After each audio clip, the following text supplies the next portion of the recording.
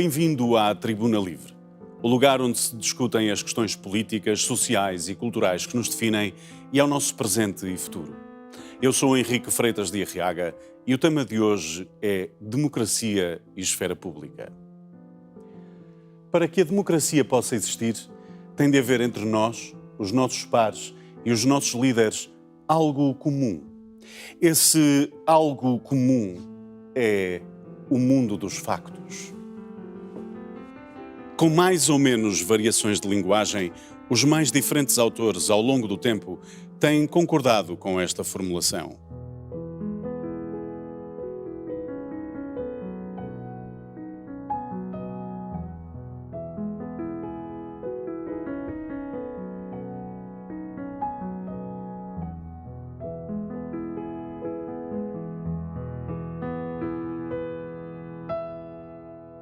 É preciso que entre nós, os nossos pares e os nossos líderes, exista o espaço factual comum a que decidimos chamar esfera pública e onde os acontecimentos se dão, onde os avaliamos e sobre os quais discorremos, chegamos a conclusões, decisões sobre o que será melhor ou pior num dado momento.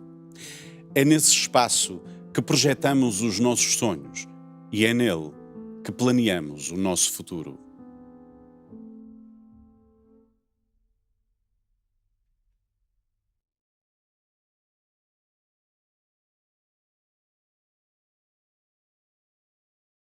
Numa Europa em risco de fratura e para discutir as perdas democráticas e o potencial autocrático europeu e global com a perda da esfera pública, temos connosco Ana Cristina Águas, ex-deputada europeia e comentadora política num canal perto de nós, Tiago Frazão, professor e investigador nas áreas de Direito Constitucional, Ciência Política e Direitos Fundamentais, e Soraya Abrantes, deputada e fundadora do movimento cívico Nós Família. Sejam todos bem-vindos. E começo por si, Tiago. Podemos ou não dizer que esta velha formulação do que permite a democracia ou a inviabiliza está viva e de boa saúde? Agradeço muito o seu convite para estar aqui hoje. O que podemos dizer é que quando se ouve apenas o que se quer ouvir, o mundo comum dos factos ou a esfera pública, progressivamente, como o Henrique disse, diluem-se. E isso é característico do autoritarismo. Deixe-me dar um exemplo do século passado. A Europa estava subjugada pela Alemanha nazi. Em diferentes países, em diferentes lugares, mesmo com diferentes orientações políticas, diferentes grupos de pessoas, de dentro e de fora da Europa, olharam para este continente e para o que nele estava a ocorrer. E era parte da esfera pública. E concordaram em opor-se àquela subjugação e ao nacionalsocialismo de Hitler. Criaram bolsas de resistência que facilitaram a ação dos aliados, que faziam a mesma leitura dos factos. E o resultado é o que todos conhecemos: a vitória sobre o nazismo. Sonhou-se a libertação, planeou-se de um lado a democracia liberal, do outro o socialismo. O resultado foi outro conjunto de factos. Uma Europa dividida pelo que Churchill chamou a cortina de ferro e o mundo bipolar do pós-guerra. Mas e se entre nós e os nossos pares e os nossos líderes não houver factos? E se a plasticidade da realidade for tal que ela deixa de ser apreensível? Se não houver factos, não há resistência? Precisamente, essa informação, já com séculos de existência, é o substrato das autocracias. Se os factos forem diluídos entre nós e os nossos pares e os nossos líderes, como o Henrique formulou, deixa de haver matéria comum e passa a haver um mundo subjetivo, avaliado emocionalmente em vez de racionalmente. Os factos perdem relevância diante das emoções convocadas e facilmente manipuladas. Tomemos um exemplo já deste século. Trump perdeu as eleições de 2020 Este facto foi diluído com a desinformação de as eleições terem sido fraudulentas. A resposta emocional foi a ocupação do Capitólio. E, posteriormente, o aumento da clivagem entre democratas e republicanos e a radicalização do Partido Republicano pelo movimento MAGA-trumpista. Como se a realidade dependesse daquilo que se sente e pensa sobre ela. Concorda, Soraya? Obrigada pelo convite. Bem, eu percebo onde quer chegar. Aliás, quando falou de Trump e da invasão do Capitólio, eu vi logo a direção que estava a imprimir ao debate, mas obviamente discordo da sua leitura e da do Tiago Frazão. É aquilo que nós sentimos e pensamos que está na base das nossas decisões. Portanto, a realidade depende disso mesmo. E para falar no exemplo dado, permita-me acrescentar que, se não houvesse qualquer dúvida em relação à legitimidade do processo eleitoral, as pessoas não se teriam manifestado daquela forma. Claro que eu condeno. Condeno a invasão, a violência, mas não condeno o direito à indignação. Porque em democracia, perante a injustiça, temos mais do que o direito à indignação, temos o dever de nos indignarmos. A Soraya disse em democracia, mas deveria ter dito em demagogia, que é a sua escola. O Henrique, desculpe. Obrigada pelo convite para estar aqui convosco. Vamos respeitar o pluralismo de opinião. Ana, em que ficamos? Há plasticidade nos factos? Há uma margem de interpretação de leitura dos factos, mas os factos em si mesmos não são plásticos. O nosso entendimento, sim, tem plasticidade. Mesmo os números podem ser justificados por isto ou por aquilo, e a forma como entendemos o que o justifica pode levar a decisões radicalmente diferentes. O ponto é que entre a Alemanha nazi e o movimento MAGA-trumpista há uma realidade factual que se desfez e que, quer num caso, quer noutro, levou a uma cisão entre dois grupos de pessoas, os que os apoiaram e os que se lhe opuseram. Claro que nos anos 30 do século passado não havia um algoritmo para responsabilizar pelo afunilamento, amplificação e contágio de um conjunto de crenças que conduziram tanto à invasão e ocupação de países soberanos como aos campos de extermínio. E na radicalização do Partido Republicano há o peso do algoritmo que apresenta mais e mais da mesma mundivisão num processo de reforço da crença. E isso compra-se. Tiago, as democracias estão à venda aos autocratas que pagarem mais por elas? Eu não irei tão longe, mas um indivíduo pouco pode diante de uma máquina de propaganda sofisticada. Até porque a função dessa máquina não é dizer a verdade. Nunca foi. Nem nos anos 30 do século passado, nem hoje. E a luta é mais dura agora, porque é preciso somar-lhe a inteligência artificial, que a um certo nível já é independente, já aprende por si mesma. De cada vez que é fornecida mais informação, idêntica àquela que se consome, mais distantes estamos da realidade e da pessoa que pensava e agia em função daquela realidade. A pessoa muda, sem perceber que mudou. E deixa de conseguir aceitar que o mundo dos factos, a esfera pública, o espaço democrático exista. É o descrédito institucional. A tecnologia é apenas o facilitador, pelo menos por enquanto. Facilitador de uma coisa, seja ela boa ou má, mas temos visto a perigosidade do seu uso sem a regulação adequada. A perigosidade, aliás, que qualquer tecnologia tem, seja um livro ou um barbequim elétrico. Permita-me comentar o que o Tiago disse. Há pensamento crítico e há discernimento em qualquer um dos dois exemplos que deu. Nem todos os alemães eram nazis, como nem todos os republicanos são MAGA. Com certeza, Ana, mas repara, quando os factos são erudidos pela desinformação, a triagem é difícil de se fazer. O falso pode ser confundido com o verdadeiro. todos nós somos falíveis. Somos falíveis. Não vamos deixar cair o nosso tema em favor da desinformação. Então só falta culpar as redes sociais por todos os males do mundo. A Soraya, de certo, aprova o que aconteceu na Rússia primeiro, nos Estados Unidos a seguir, em Inglaterra depois e agora está a acontecer na Europa. A polarização política e a divisão social que lhe corresponde.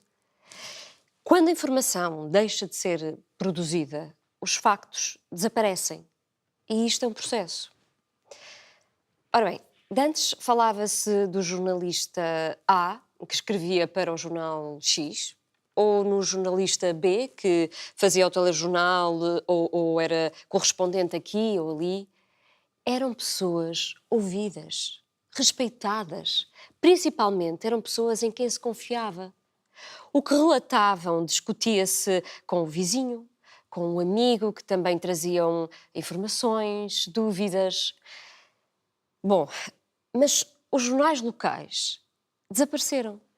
Os jornais diários, os poucos que sobreviveram, estão em vias de desaparecimento.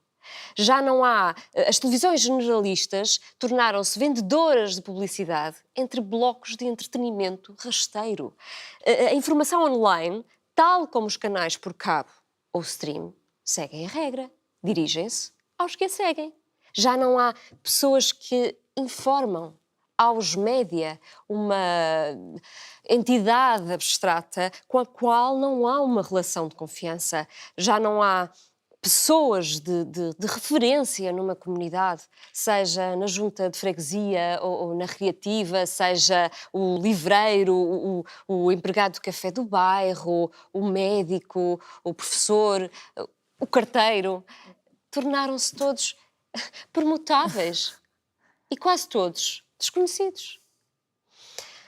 Bom, todavia, o ser humano precisa desta relação de confiança e desta relação com o espaço público. E onde é que vai buscá-las? Ao Instagram, ao WhatsApp, ao Facebook, onde for. E se os factos tiverem sido substituídos por mentiras ou por teorias da conspiração, paciência. Ao menos alguém se deu ao trabalho de criar um laço, de fazer um grupo, de manter de pé uma ideia de comunidade partilhada que explica o mundo. Claro, não é o mundo dos factos, é um mundo que convém a quem o cria. E o que são as fábricas de trolls? E não quero que se fale de redes sociais. E qual é a solução que a Ana propõe? Não me parece difícil. É preciso que o dinheiro retirado à informação, à investigação jornalística e à imprensa volte para a investigação, para a informação e para a imprensa, porque defendem os nossos interesses e defendem a democracia através do escrutínio do tal mundo dos factos. Fazem parte da esfera pública. Está a sugerir que se taxem as grandes tecnológicas, se as regulem e se credibilize e pessoalize a informação. É isso?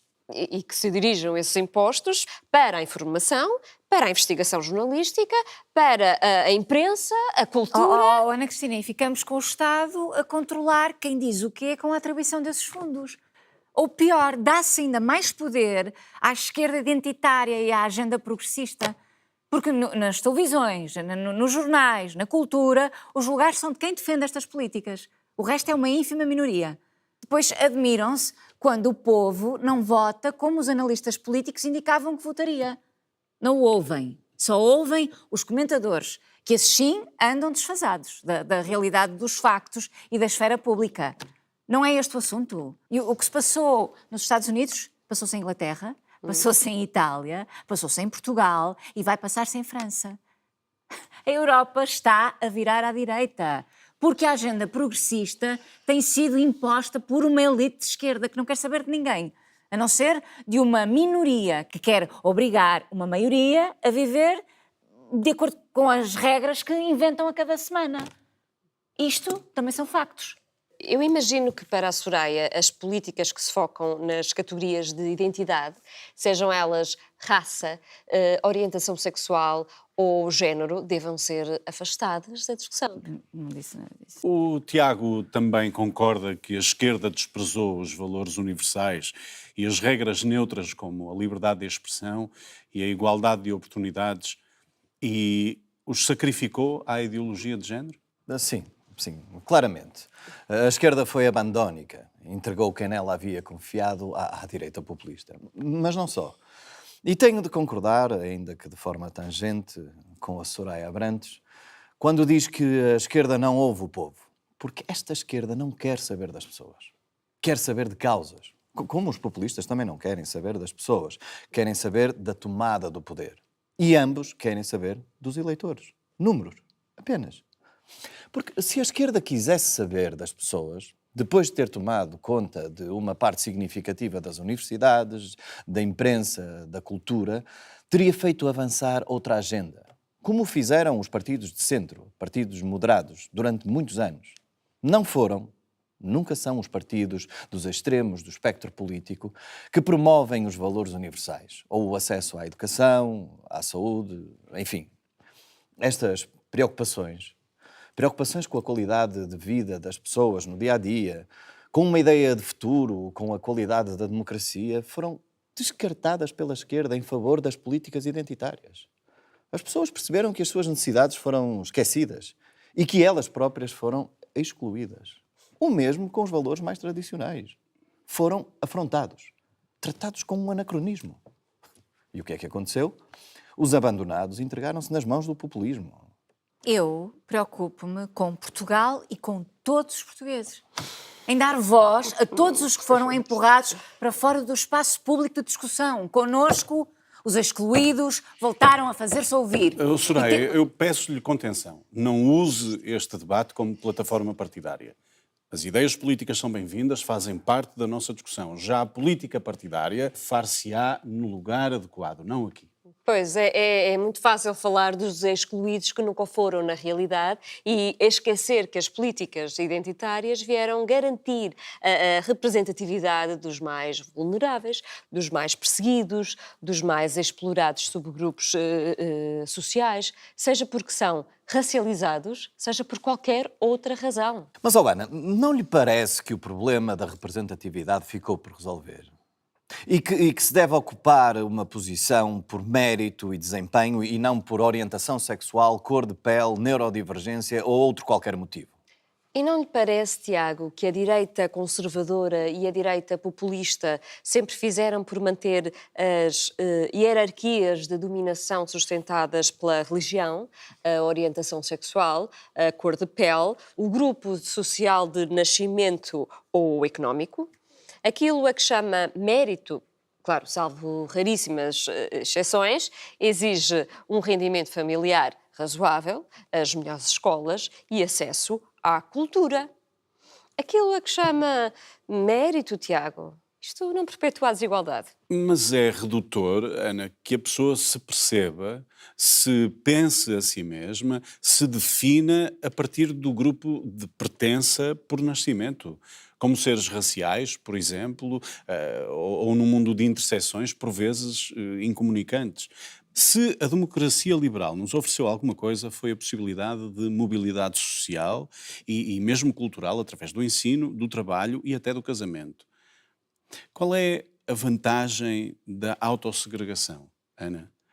O tribalismo atomiza a sociedade e não anula também o ideal de igualdade? Essa é uma expressão mais extremada daquilo que eu disse. E, mais uma vez, está a focar a atenção nos subgrupos. Olha, Henrique, eu não posso deixar de apontar que isto já é assim. A autossegregação existe. Qual é a percentagem de alunos afrodescendentes ou de etnia cigana nas 10 escolas públicas mais bem classificadas no nosso ranking? E por subgrupos sociais? Os alunos que frequentam as escolas privadas e de elite também se pensam a si mesmos a partir do grupo de pertença, mas no caso, de pertença social e económico. O Henrique sabe que os cuidados de saúde materno-infantis determinam o desenvolvimento cognitivo e que, em alguns locais da África subsaariana, a diferença chega aos 50%? Não é redutor? A Soraya defende, como a Ana, as posições de Derek Bell? Não estou familiarizada com esse autor, mas eu não concordo com o que aqui está a ser dito. Nós somos um país que redefiniu as fronteiras do mundo, que influenciou outras culturas e que foi influenciado por elas. Todas estas diferenças nos enriquecem. A nossa matriz cultural é judaico-cristã e devemos respeitar essa matriz para mantermos a nossa identidade. O que é respeitar a matriz cultural judaico-cristã, Soraya? É permanecermos um Estado de Direito, uma democracia, mas a de um país católico, ainda que abrace as outras confissões cristãs, um país com liberdade religiosa, mas dentro da lei portuguesa. É termos consciência de que uma família católica ou cristã tem um pai e uma mãe, já que 2 homens ou 2 mulheres não podem ter filhos. Mas aceitarmos a igualdade jurídica entre a união de facto e o casamento civil, exceto no que concerne aos filhos, porque não podem ser lesados pelas escolhas dos pais. É saber que se nasce homem ou se nasce mulher e não cabe ao Estado, nem às escolas, a promoção da alteração da biologia. É sermos donos das nossas decisões políticas, mesmo que integrados numa União Europeia. É deixar ao Estado o bem de todos e ao mercado o bem de cada um. Por muito que a urbanidade seja uma obrigação, Soraya, desculpe, mas sabe que nem Cerejeira, nem Salazar estão vivos, não sabe? Ou estes são os fantasmas dos natais que teve? É que eu pensei que estávamos a discutir as perdas democráticas no mundo ocidental, Henrique. Tiago, a religião tem um peso real na polarização política, na erosão democrática? Ao contrário do que a Soraya afirmou, nós não somos um país católico. Nós somos um Estado laico, não confessional, onde vigora a liberdade de religião e crença. E mesmo que venha a haver uma revisão constitucional, a separação entre a Igreja e o Estado ou comunidades religiosas deve ser mantida. E isto sim Tiago, é o resultado, entre outras coisas, da nossa matriz com judaico-cristã. todo o respeito, Tiago, 80% dos portugueses são católicos. E o Estado garante a esses 80% o direito a serem católicos e aos restantes 20% o direito de serem o que quiserem ser. E o reforço das liberdades garantidas pelo Estado garante-nos o fortalecimento da democracia, tal como a credibilidade das instituições, de que ainda há pouco falamos, quando falamos da liberdade de informação, que é uma extensão da liberdade de expressão, e o escrutínio da imprensa, entre outros. Felizmente, as democracias, pelo seu caráter plural, são tolerantes ao caos interno, às cisões internas. Já o caos externo fortalece as autocracias. Arranja-se um inimigo fora para unir as pessoas dentro. Divide-se para reinar. Ao mesmo tempo, isto é danoso, corrói as democracias e, por isso, as autocracias o introduzem, fomentam e controlam externamente. Olha, como a Rússia fez com o favorecimento dos Estados Unidos, com o Trump em 2016, ou com o Brexit, ou como em Orwell, em 1984. A guerra subsidiada pela Oceania era o garante da ordem da própria Oceania e o seu substrato. Para os Estados democráticos, a ordem social internacional serve à promoção dos interesses de cada um dos Estados, mas também ao reconhecimento e validação de instituições que garantam o equilíbrio desses interesses. Para os Estados não democráticos, o espaço internacional é o caos onde se favorece a ordem nacional e os interesses nacionais. É o lugar de crescimento e consolidação do poder do Estado, um poder mais rígido, bem entendido. Por muito que as democracias tenham, de facto, uma maior tolerância ao caos interno, a fragmentação social, a polarização política, a ausência de debate público não a beneficiam. Por isso, Ana, é preciso ter cuidado com a promoção de políticas identitárias.